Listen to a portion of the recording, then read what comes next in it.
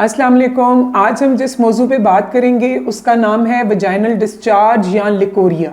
ये हमारी 90% ख़वातीन का इस वक्त मसला है और आपके लिए इस वीडियो को एंड तक देखना बेहद ज़रूरी है ताकि आप जान सकें कि कुदरती डिस्चार्ज में और इन्फेक्शन के साथ डिस्चार्ज में क्या फ़र्क है और उसका आपने क्या इलाज करना है। मरहम आपको इस तरह की छोटी छोटी वीडियोस के थ्रू बहुत सी इंफॉर्मेशन प्रोवाइड कर रहा है, तो आप मरहम के यूट्यूब चैनल को सब्सक्राइब कीजिए ताकि आप इस इंफॉर्मेशन से फ़ायदा उठा सकें।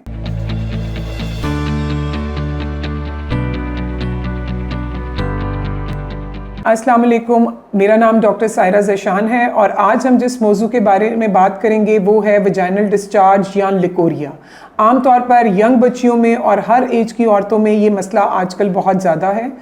इसके लिए सबसे पहले मैं आपको एक बात बताना चाहती हूँ कि कुछ डिस्चार्ज कुदरती होता है, इसको हम फिजियोलॉजिकल डिस्चार्ज कहते हैं, जिसके लिए आपको इलाज की ज़रूरत नहीं बल्कि अपने तर्ज़ ज़िंदगी में थोड़ा सी तब्दीली की ज़रूरत है। आमतौर पे जो फिजियोलॉजिकल डिस्चार्ज होता है उसमें किसी किस्म की कोई स्मेल, इचिंग वगैरह नहीं होती और ये सिंथेटिक चीज़ों के सिंथेटिक अंडरगारमेंट्स के इस्तेमाल से ये बढ़ रहा है। फिटेड जीन्स से, पैंट से, टाइट से इसका तनासुब बढ़ रहा है। क्या आप मरहम की सर्विसेज अवेल करना चाहते हैं तो आज ही गूगल करें हेल्प मी मरहम और घर बैठे डॉक्टर की अपॉइंटमेंट बुक कराएं या फिर ऑनलाइन वीडियो कंसल्टेशन के थ्रू अपने डॉक्टर से ऑनलाइन बात करें और मेडिसिन और लैब टेस्ट के ऊपर डिस्काउंट भी हासिल करें। लोगों का ये ख्याल होता है कि उन्होंने बहुत ज़्यादा सफाई करनी है तो वो अक्सर एंटीसेप्टिक सॉल्यूशंस या डिटोल या इस तरह के बबल बाथ्स और अक्सर स्पा में जो ये स्टीम बाथ्स होते हैं उनकी वजह से इसको फिजियोलॉजिकल डिस्चार्ज में इजाफा हो रहा है। तो आपने इन तमाम चीज़ों से इज्तनाब करना है। इसके अलावा यंग बच्चियों के लिए बेहद ज़रूरी है कि वो पीरियड्स के दौरान हाइजीन का बहुत ज़्यादा ख्याल रखें, पैड्स को जल्दी चेंज करें और कोशिश करें कि वो नमी, उस अंदरूनी हिस्से पे नमी को वो अवॉइड करें।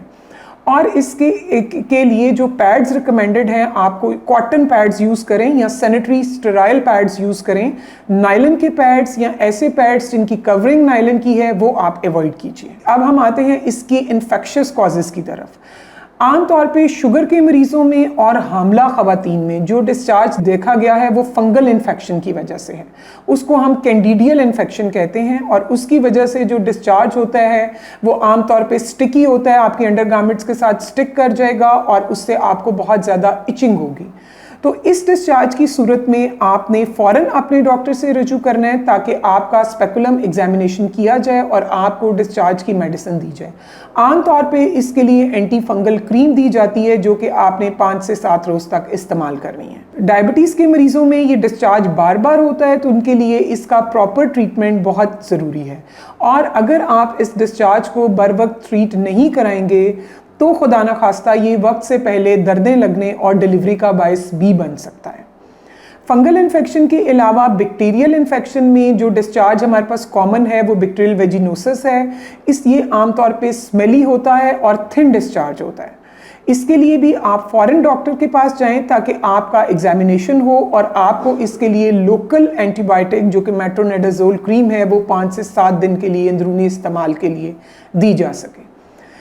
इसके अलावा एक डिस्चार्ज की टाइप है जो कि बेसिकली जिनसी बेहरारवी की वजह से फैलती है और इसके लिए दोनों पार्टनर्स का ट्रीटमेंट बहुत ज़रूरी है। ये ग्रीनिश से कलर का डिस्चार्ज होगा। ट्राइकोमोनास वेजिनैलिस इसका ऑर्गेनिज्म है और इसके लिए आपको इंटरनल क्रीम भी यूज़ करनी है और आपके पार्टनर का ट्रीट होना भी बेहद ज़रूरी है।